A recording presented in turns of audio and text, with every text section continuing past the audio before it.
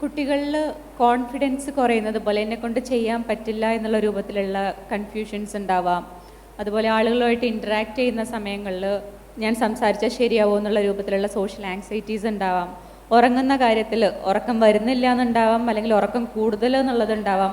പലപ്പോഴും ഇങ്ങനെയുള്ള സാഹചര്യത്തിനൊക്കെ നമ്മൾ കുട്ടികളുടെ മടിയായിട്ടും ലേസിനെസ് ആയിട്ടാണ് നമ്മൾ പലപ്പോഴും കാണുക. അതുപോലെ തന്നെ അവർക്ക് മുന്നേ ചെയ്യാൻ താല്പര്യം ഉണ്ടായിരുന്ന കാര്യങ്ങളിൽ താല്പര്യം കുറഞ്ഞു വരിക. അതായത് ഇപ്പോൾ സാറ് പറഞ്ഞതുപോലെ മുന്നേ ഫ്രണ്ട്സുമായിട്ട് കളിക്കാൻ പുറത്ത് പോകാൻ ഇഷ്ടമായിരുന്നു, അല്ലെങ്കിൽ റിലേറ്റീവ്സിൻ്റെ വീട്ടിൽ പോകാൻ ഇഷ്ടമായിരുന്നു, അല്ലെങ്കിൽ ഗെയിംസ് കളിക്കാൻ ഇഷ്ടമായിരുന്നു, അല്ലെങ്കിൽ വളരെ ടോക്കറ്റീവായിട്ടുള്ള പേഴ്സൺ ആയിരുന്നു. എന്നിട്ട് കുട്ടികളിൽ പതിയെ ചേഞ്ചസ് നമ്മൾ കാണുകയാണ്. ആളിങ്ങനത്തെ കാര്യത്തിലൊന്നും ഇപ്പം ഇൻവോൾവ് ആവുന്നില്ല, ഒറ്റയ്ക്ക് ഇരിക്കുന്നതാണ് പ്രിഫർ ചെയ്യുന്നത്.